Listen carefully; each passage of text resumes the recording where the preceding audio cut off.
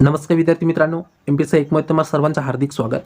मित्रांनो, पर्यावरणातील दुसरा चॅप्टर किंवा दुसरा धडा आपण पाहतोय जीवावरण. ते जीवावरणाबद्दल आपण आजच्या व्हिडिओमध्ये माहिती पाहणार आहे. सुरुवात करू. हे जे नोट्स आहेत, ओके, हायलाइटेड पॉईंट आहेत, ते परीक्षे दृष्टीने खूप महत्त्वपूर्ण आहेत आणि विचारण्याची शक्यता सुद्धा जास्तीत जास्त आहे. त्याच्यामुळे आपण हे नोट्स जे आहेत त्याला आपण हायलाइट या ठिकाणी केलं आहे आणि 2021 पर्यंतची ही अपडेटेड माहिती. सुरुवात करू. जीवनाचे अस्तित्व असणारा पृथ्वी जातीच्या भोवतालचा अरुंद थर म्हणजे काय? जीवावरण. ओके, तुम्हाला डेफिनेशन तसं कळणार नाही, या ठिकाणी डायग्रामद्वारे तुम्ही समजू शकता. जीवावरण ह्या ठिकाणी त्याच्यामध्ये काय येतं? शिलावरण सुद्धा येतं, जलवरण सुद्धा येतं आणि वातावरण. हे तिन्हींचा भाग ज्या ठिकाणी एकत्र होतो तर त्याला काय म्हणतो आपण? जीवावरण. ओके, जीवावरणाचे टप्पे सुद्धा येतात, आपण पाहणार आहे पुढं. समुद्र तळापासून जवळजवळ 11,000 मीटर खोल आणि समुद्र सपाटीपासून 9,000 मीटर उंचीवर जीवावरणाचा विस्तार आहे. समुद्र सपाटीच्या पातळीच्या आसपास सजीवांची घनता सर्वाधिक असते. कोणत्या ठिकाणी सर्वाधिक जास्त असते? समुद्र सपाटीच्या पातळीच्या आसपास. ओके, हे लक्षात ठेवा. तर या समुद्र सपाटीच्या पातळीपासून 200 मीटर खोल आणि 600 मीटर उंचीवर जीवन विपुल आणि वैविध्यपूर्ण आहे, म्हणजे सर्वात जास्त आहे. नंतर जे जीवावरण कोणत्या ठिकाणी सापडत नाही तर अतिध्रुवीय प्रदेश, नंतर पर्वत शिखरांची अत्युच्च टोके म्हणजे एकदम उंचीवर आणि अतिखोल समुद्रात तळाशी हे आढळत नाही. पण कधी कधी जीवाणू, बुरशीची बीजे समुद्र सपाटीच्या पातळीपासून 9,000 मीटर उंचीवर देखील सापडतात. मात्र या बीजांमध्ये सजीव जेच्या दृष्ट्या म्हणतो निष्क्रिय किंवा मेटाबॉलिकली इनॅक्टिव्ह म्हणतो आपण, नंतर सुप्तावस्थेत किंवा डॉर्मेंट स्टेट म्हणतो, जे सुप्तावस्था त्या डॉर्मेंट स्टेट म्हणलं जातं, तर हे असतात. त्याच्यामुळे जे जास्त उंचीवर सापडतात त्यांचा काही उपयोग होत नाही. ओके, नंतर एक सायंटिस्टचं नाव दिलं आहे की हचिसन. ओके, हे महत्त्वपूर्ण आहे, आपण हायलाईट सुद्धा केलं आहे. हचिसन या शास्त्रज्ञाच्या मते पृथ्वीवर जीवावरणाचे खालील 3 कारणामुळे अद्वितीय आहे. एक म्हणजे पाण्याची विपुल प्रमाणात उपलब्धता, दुसरं म्हणजे सूर्यापासून प्राप्त होणारा ऊर्जेचा अविरत प्रवाह, नंतर तिसरं म्हणजे द्रव्याच्या तिन्ही अवस्थांमधील घनरूप, नंतर शिलावरण पुन्हा एकदा द्रव्याच्या तिन्ही अवस्थांमधील एक घनरूप शिलावरण आहे, नंतर द्रवरूप जलावरण आणि वायुरूप वातावरण. ओके, हे त्याच्यामध्ये येतात. हे 3 कारणामुळे काय होतं? अद्वितीयता आढळते. कशामध्ये? जीवावरणामध्ये. त्यानंतर पुढं शिलावरण हे तर पाहिलं आपण. नंतर जीवावरणाच्या वरच्या सीमेजवळील जे जीवावरण आहे, वरची जी सीमा आहे म्हणजे हाईसला, जीवन खालील घटकामुळे मर्यादित झाले. ऑक्सिजनची कमतरता, म्हणजे हाय लेवल आहे जास्त उंचीच्या ठिकाणी का कमी त्या ठिकाणी, तर ऑक्सिजनची कमतरता आहे, त्यांना कमी दाब, जास्त तापमान आहे, पुरेशी आर्द्रतेचा अभाव, त्याच्यामुळे जीवावरण त्या ठिकाणी तयार झालं नाही. जीवावरण तयार होण्यासाठी कोणत्या गोष्टीची आवश्यकता आहे? एक वातावरण, जलावरण आणि शिलावरण या सर्वांची घटकांची आवश्यकता त्या ठिकाणी आपण पाहिले, ह्या ठिकाणी पाहिले वरच्या ह्याच्यात. ओके, त्यानंतर जीवावरणाच्या खालच्या सीमेवरील जीवन खालील कारणामुळे मर्यादित झाले, म्हणजे वरच्याला पाहिलं आपण कायमुळं? ऑक्सिजनची कमतरता, कमी दाब व तापमान, नंतर पुरेशी आर्द्रता, म्हणजे आर्द्रता त्या ठिकाणी आढळत नाही. आता खालच्या सीमेला म्हणजे अगदी तळाशी समुद्राशी किंवा खोलवर का आढळत नाही? एक म्हणजे प्रकाशाचा अभाव आहे, नंतर ऑक्सिजनची कमतरता किंवा अभाव आणि नंतर वाढणारा दाब, यामुळे काय होतं? त्या ठिकाणी जीवावरण आढळत नाही. तर जीवावरणाचा विस्तार आपण पाहिलं, पृथ्वीवरील जीवन आहे शिलावरण, जलावरण, वातावरण हे 3 प्रमुख घटकांनी विस्तारले आहे. ओके, आपण डायग्रामद्वारे समजून घेतलं. त्यानंतर वातावरण पाहू आपण. हे वातावरण तर याच्या आधी सुद्धा पण पाहिलं आहे, पण एकदा रिव्हिजन म्हणून पाहू. वातावरण म्हणजे काय? ओके, पृथ्वी सभोवतालचे वायूचे जे बहुरूप आवरण असतं त्याला वातावरण म्हणतो. पृथ्वीच्या पर्यावरणातील विविध घटकांची वातावरणाशी आंतरक्रिया सुरू असते. वातावरण हे जीवनासाठी आवश्यक असलेल्या मूलद्रव्यांचे भांडार आहे. पण एकदा वातावरण हे जीवनासाठी आवश्यक असणाऱ्या मूलद्रव्यांचे भांडार आहे. पृथ्वीवर येणाऱ्या सूर्यप्रकाशाचे पृथ्वीकरण करण्याचे कार्य वातावरणाकडून केले जाते. आपण अर्थ अल्बिडो पॉवर आपण पाहिलं. ओके, त्याच्यामध्ये सुद्धा आपण माहिती पाहिली, म्हणजे जे सूर्यप्रकाश सूर्याकडून येत असतो तर त्याला ट्रान्सफर करण्याचं काम कोण करत असतं? ते वातावरण करत असतं. आता वातावरणाची संरचना ही 5 थरातून बनलेली. आता हे सर्वांना माहीत असेल कदाचित. तपंबर, स्थितांबर, ओझानंबर, आयनांबर आणि बहिर्मंडल म्हणलं जातं. ओके, आता आपण ओझांबर नाही या ठिकाणी, ओके, पण धरलेल्या या ठिकाणी तर मध्यंबर म्हणतो आपण. तपंबरची उंची 8 किलोमीटरपर्यंत आहे, स्थितांबरची 50 किलोमीटर उंचीपर्यंत म्हणजे भूपृष्ठापासून, आणि मध्यंबरची 80 किलोमीटर आहे, नाही तर आयनंबर 400 किलोमीटर, त्याच्यावर जे त्याला बहिर्मंडळ आपण म्हणतो. ओके, त्यानंतर या ठिकाणी पाहू शकता, त्यापैकी पहिला म्हणजे तपंबर, ट्रोपोस्फिअर म्हणतो आपण. याची सरासरी उंची 13 किलोमीटर असते. वातावरणातील हा सर्वात खालचा स्तर असून याची उंची विषुवृत्तापासून 16 ते 20 किलोमीटर आणि ध्रुवापासून 8 ते 10 किलोमीटर इतकी उंची असते. तर ह्या ठिकाणी तुम्ही पाहू शकता, भूपृष्ठापासून 8 किलोमीटर आणि ध्रुव ठिकाणी थोडं कमी असतं आणि विषुवृत्तावर थोडं जास्त आहे. ओके, हे पण माहीत पाहिजे. माहिती पाहू आपण.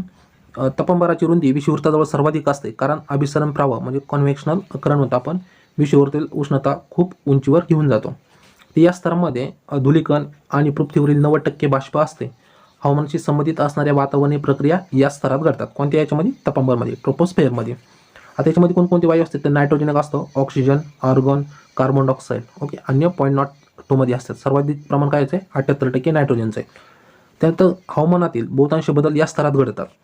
जेट विमानाचे वैमानिक हा स्तर अस्थिर वाऱ्यामुळे टाळतात, म्हणजे याच्या वर थोडं जातात, म्हणजे 8 ते 13 किलोमीटरच्या वर जे जेट विमान आहे त्यावर जातात, कारण त्या जेट विमानाचा स्पीड काय असतो सर्वाधिक जास्त असतो आणि याच्यामध्ये वातावरण नेहमी चेंज असतं.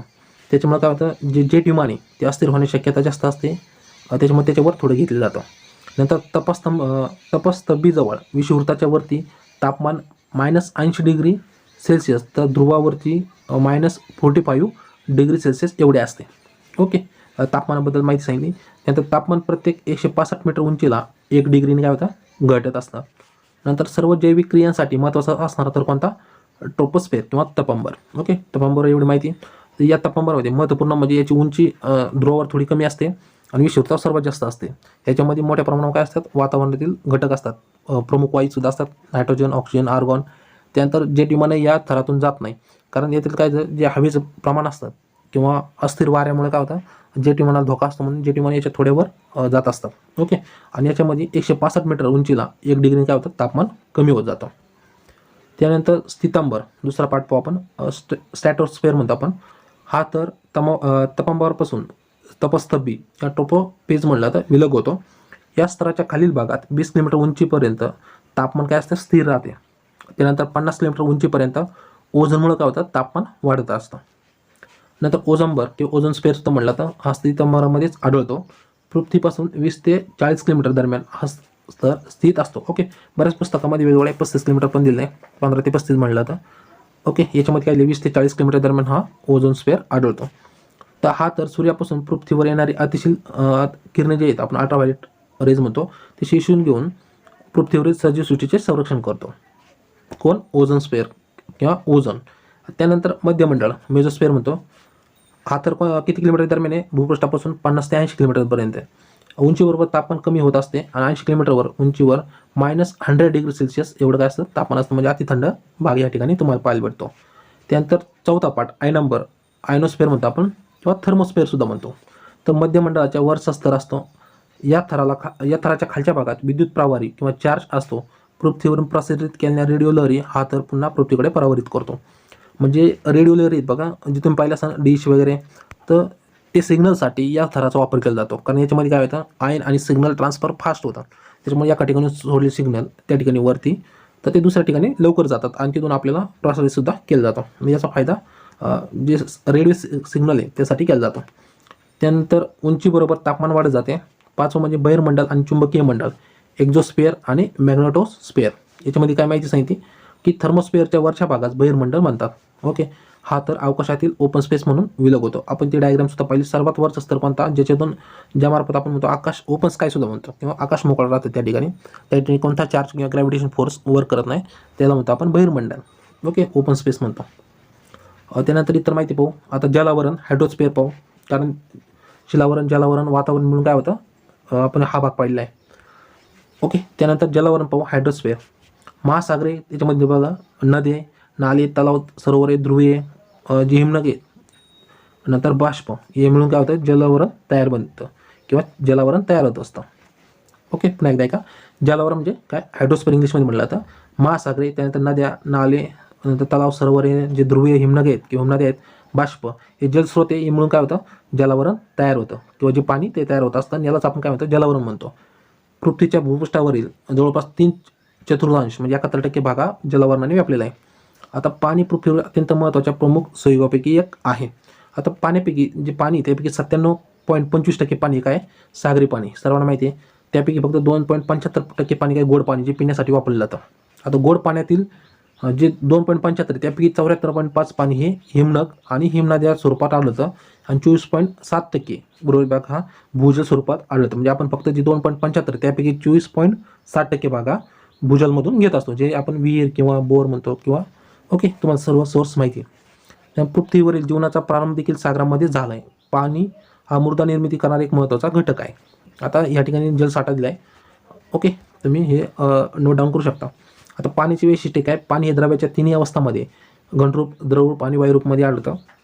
पाणी चक्रीय संधारण किंवा सायक्लिक रिसोर्स सुद्धा म्हणतो संसाधन ते याच्यामध्ये सुद्धा असतं. पाणी वैश्विक द्राव्य आहे. ओके, पाणीमध्ये सर्व गोष्टी काय होतात विघटतात किंवा विघटन होत असतं म्हणून त्याला वैश्विक द्राव्य सुद्धा म्हणलं जातं. पाणी हे उदासीन असतं, न्यूट्रल असतं. ओके, त्याचा pH तुम्हाला माहिती आहे 7 असतो. पाण्याचा गोठणबिंदू 0% असतो, तो उत्कलन बिंदू हा 100 डिग्रीला असतो. मेल्टिंग पॉईंट किंवा बॉइलिंग पॉईंट म्हणतो आपण. मेल्टिंग पॉईंट किती 0 डिग्री आणि बॉइलिंग पॉईंट हा 100 डिग्री असतो. पाण्याचे असंगत आचरण हे 4 डिग्रीला होतं. म्हणजे असंगत आचरण म्हणजे ज्यावेळी पाणी आपण टेम्परेचर कमीत असतो त्याचे आकुंचन पावत असतं. म्हणजे ज्यावेळी आपण 50 डिग्रीला असतं त्याचा बर्फ होण्यास सुरुवात होती आणि ते आकुंचन म्हणजे त्याचा आकार कमी होत असतो. पण अचानक काय होतं 4 डिग्रीवरून 0 जाताना त्याचा अचानक प्रसरण पावतो, म्हणजे जास्त प्रमाणात पाणी तयार होतं. पुन्हा त्याला म्हणतात पाण्याचे असंगत आचरण. ओके, डेन्सिटीमध्ये काही इफेक्ट पडत नाही, पण फक्त प्रसरण पावण्याचे काय होतं, आकुंचन पावण्याऐवजी ते प्रसरण पावतं 4 डिग्रीपासून 0 डिग्रीला जाताना. त्याला पाण्याचे असंगत आचरण म्हणतात. दुसरं म्हणजे रिलेटिव्ह ह्युमिडिटी किंवा हवेची सापेक्ष आर्द्रता म्हणतो आपण. हवेची एकूण बाष्पधारण क्षमतेशी हवेतील बाष्पाचे असणारे प्रमाण म्हणजे सापेक्ष आर्द्रता. जेवढी हवा आहे त्याच्यामध्ये जे बाष्पाचे प्रमाण आहे त्याला आपण सापेक्ष आर्द्रता म्हणतो. किंवा हवेची एकूण बाष्पधारण क्षमता असते त्याच्यामध्ये बाष्पाचे असणारे प्रमाण सापेक्ष आर्द्रता. ओके, तुम्हाला समजलं असेल. आता त्यानंतर तापमान वाढल्यास हवेची बाष्प धारण क्षमता वाढेल व सापेक्ष आर्द्रता कमी होईल. ओके, हे सर्व म्हणतो ना डायरेक्टली प्रोपोर्शनल आहे. जर तापमान वाढलं तर जे प्रेशर आहे ते कमी होत असतं. प्रेशर जर कमी होत असेल तर जी आर्द्रता आहे ती सुद्धा कमी होते, आणि आर्द्रता कमी होत असेल तर सापेक्ष आर्द्रता सुद्धा कमी होते. आता या ठिकाणी त्यांनी एक रेशो दिला आहे, relative humidity is equal to actual vapour pressure आणि divided by saturation vapour pressure into 100. Okay, त्याचं कॅल्क्युलेशन आहे. पण सोप्या शब्दात पाहिलं तर टेम्परेचर हे काय असतं, इनव्हर्सली प्रोपोर्शनल कशाला असतं, प्रेशरला असतं. पुन्हा एकदा ऐका. ओके, असं असतं. ओके, ज्यावेळी प्रेशर वाढत असतो त्यावेळी टेम्परेचर कमी होत असतो, आणि ज्यावेळी टेम्परेचर वाढत असतो त्यावेळी प्रेशर कमी होत असतो. ओके, टेम्परेचर वाढलं तर प्रेशर त्या ठिकाणी कमी होणार. विषुववृत्तातून पाहिलं असं प्रेशर कमी, पण ध्रुवा गेलं तर प्रेशर जास्त, कारण त्या ठिकाणी टेम्परेचर कमी. ओके, हे डायरेक्ट युनिव्हर्सल प्रोपोर्शनल आहे. आणि ज्या ठिकाणी प्रेशर जास्त आहे त्या ठिकाणी आर्द्रता वाढणार, सापेक्ष आर्द्रता त्या ठिकाणी वर्क करणार. त्यानंतर शिलावरण, लिथोस्फिअर म्हणतो. पृथ्वीचा घनरूप असणारा भाग म्हणजे शिलावरण होय. ओके, शिलावरण सांगायचं जमिनीचा भाग आहे त्याला आपण शिलावरण म्हणतो, किंवा घनरूप असणारा भाग. शिलावरण हे कवच प्रावरण यासारखे अनेक थरांनी बनलेले आहे. त्यानंतर कवच हे अत्यंत क्लिष्ट असून त्याच्या पृष्ठभागावर मुदीचा थर आढळतो.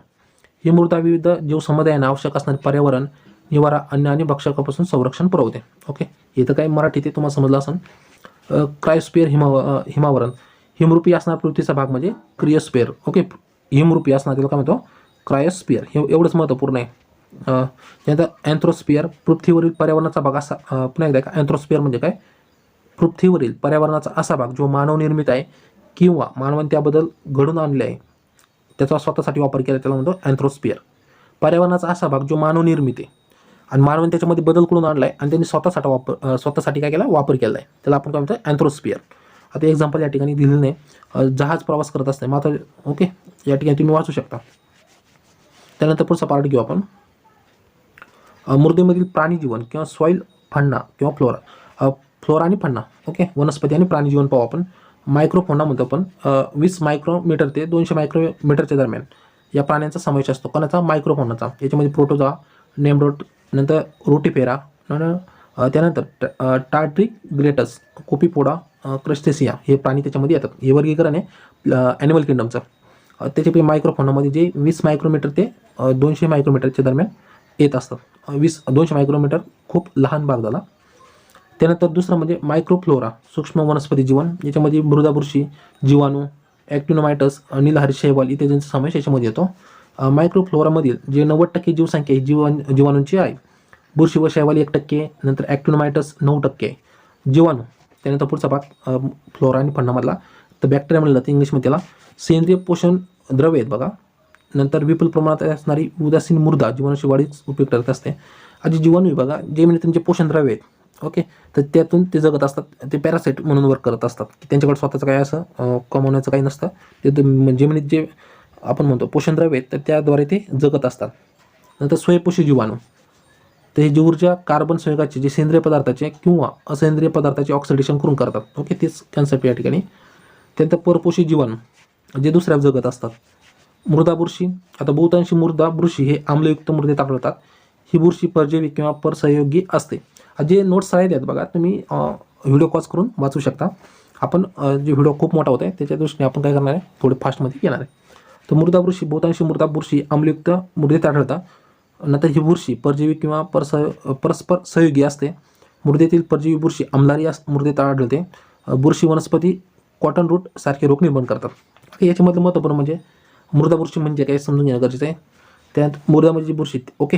त्यानंतर हे कसे असतात, आम्लयुक्त असतात, कॉटन रूटसारखे रोग निर्माण करत असतात. एवढं जरी लक्षात ठेवलं तरी महत्त्वपूर्ण यापैकी नॉस्टॉक, एनवेना, नंतर मायक्रोसिस्टिक, ओके. मेसाफोना ते 20 मायक्रॉन ते 1 सेंटीमीटर दरम्यान. आता त्यांचा आकार थोडा वाढत चालला आहे. या आकाराचा या साईजमध्ये ह्या प्राण्यांचा समावेश होतो. उदाहरणार्थ ते नेमटोडस येतं, रोटिफेरा, नंतर टार्ट्री ग्रेडस, ओके. कोळी, मोलस्का हे प्राणी त्याच्यामध्ये येतात. तर मॅक्रो म्हणजे मोठं, आता 1 सेंटीमीटर ते जास्तीत जास्त मोठ्या आकारामध्ये याच्यामध्ये गांडूळ, विविध कीटके याच्यामध्ये येत असतात, ओके. तर आपण जीवावरणातले भाग पाहिले. आता महत्त्वपूर्ण दिन आणि पर्यावरण दिन विशेष पाहू. 2 फेब्रुवारीला कोणता दिवस साजरा केला जातो पर्यावरणासंबंधी? जागतिक पाणथळ प्रदेश दिन, ओके. तुम्ही पाहिलं असं रामसर करार याच्या दिवशी म्हणजे 2 फेब्रुवारी हा दिवस साजरा केला जातो रामसर करारानंतर पाणथळ प्रदेश म्हणून.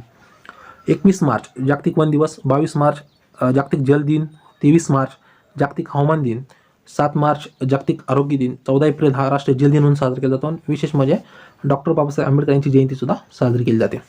22 एप्रिल जागतिक वसुंधरा दिवस किंवा वसुंधरा दिन, 3 मे जागतिक सौर दिन, 20 मे जागतिक हवामानशास्त्र दिन, 5 जून जागतिक पर्यावरण दिन, 8 जून जागतिक महासागर दिन, 11 जुलै जागतिक लोकसंख्या दिन आणि 16 सप्टेंबर तर सर्वांना माहिती आहे आंतरराष्ट्रीय ओझोन दिवस. यावर आयोगाने बऱ्याचदा क्वेश्चन विचारला आहे, ओके. पुन्हा विचारण्याची शक्यता आहे. 3 ऑक्टोबर जागतिक निसर्ग दिन, 4 ऑक्टोबर जागतिक प्राणी दिन, 16 ऑक्टोबर जागतिक अन्न दिन, 12 नोव्हेंबर राष्ट्रीय पक्षी दिन, 25 नोव्हेंबर जागतिक पर्यावरण संवर्धन दिन, ओके. नंतर 11 डिसेंबर आंतरराष्ट्रीय पर्वत दिन आणि 29 डिसेंबर जागतिक जैवविविधता दिन म्हणून साजरा केला जातो. आता मी परीक्षेत कोणतं विचारलेलं आहे? 2 फेब्रुवारी विचारला आहे जागतिक पाणथळ प्रदेश, ओके. रामसर अंतर्गत तुम्हाला माहीत असेल. या ठिकाणी जल दिन सुद्धा विचारलेलं आहे, हवामान दिन सुद्धा विचारला आहे 23 मार्च. नंतर जागतिक वसुंधरा दिन, ओके, पृथ्वी दिवस म्हणून विचारला जातो. नंतर जागतिक पर्यावरण दिन 5 जून हा विचारला आहे. आता जागतिक सौर दिन सुद्धा विचारण्याची शक्यता आहे, सौर आघाडी भारत सरकार करते. नंतर या ठिकाणी आंतरराष्ट्रीय ओझोन दिन 16 सप्टेंबर हा सुद्धा क्वेश्चन विचारला आहे. 11 जुलै जागतिक लोकसंख्या दिन सुद्धा हा क्वेश्चन विचारलेला आहे किंवा यावर क्वेश्चन टाकलेला आहे आयोगाने, ओके. क्वेश्चन विचारला म्हणजे क्वेश्चन टाकलेला आहे. जागतिक विविधता दिन, बायोडायव्हर्सिटी दिन सुद्धा 29 डिसेंबर यावर सुद्धा क्वेश्चन विचारला आहे, ओके. तर आपण जो दुसरा ओके, जो दुसरा पार्ट पाहिला आपण जलावरण म्हणतो आपण, त्याच्यामध्ये महत्त्वपूर्ण घटक कोणते येतात? शिलावरण येतं, वातावरण येतं आणि महत्त्वपूर्ण म्हणजे, ओके. पुन्हा एकदा पाहू आपण याच्यामध्ये कोणकोणते पार्ट येतात समजून घ्या. जीवावरणामध्ये जलावरण, शिलावरण आणि वातावरण, ओके. जलावरण आणि जीवावरण जरा एकत्र होण्याची शक्यता आहे. जल म्हणजे पाणी, शिलावरण म्हणजे जमिनीचा भाग आणि वातावरण म्हणजे त्याच्यामध्ये वायू घटक येतात, ओके. हा संपूर्ण पार्ट एकत्र ज्या ठिकाणी येतो त्याला जीवावरण म्हणतो, ओके. यामध्ये आपण फ्लोरा, उपन्न पाहिले, त्यानंतर वातावरणाची संरचना पाहिली, याचे प्रकारसुद्धा पाहिले आपण, ओके. हायड्रोस्फिअर म्हणजे काय, जमिनीचा किती भाग गोड पाण्याचा आहे, त्यापैकी किती भाग भूजल स्वरूपात आहे हे पण पाहिलं. त्यानंतर शिलावरणसुद्धा पाहिलं, शिलावरण म्हणजे जमिनीचा भाग. नंतर फ्लोरा आणि फन्ना पाहिले, याच्यातले मायक्रोफन्ना काय, नंतर मायक्रोफ्लोरा म्हणजे काय, बॅक्टेरिया म्हणजे काय, सौरपेशी जीवाणू काय, परपोषी जीवाणू म्हणजे काय, मेसोफोन्ना, मॅक्रोफोन्ना यांच्याबद्दलची माहिती पाहिजे. त्यानंतर शेवटला आपण जे डेट आहेत पर्यावरणासंबंधित ते सुद्धा पाहिली, ओके. मित्रांनो, हा व्हिडिओ फक्त रिव्हिजनच्या दृष्टीने होता. तर मित्रांनो, तुम्हाला आजचा व्हिडिओ कसा वाटला कमेंट करून सांगा. व्हिडिओ आवडला असेल तर व्हिडिओ लाईक करा, चॅनल अजून सबस्क्राईब केलं असेल तर नक्की चॅनलला सबस्क्राईब करा, ओके. व्हिडिओ नोटमध्ये तोपर्यंत सर्वांना जय हिंद, जय महाराष्ट्र, धन्यवाद.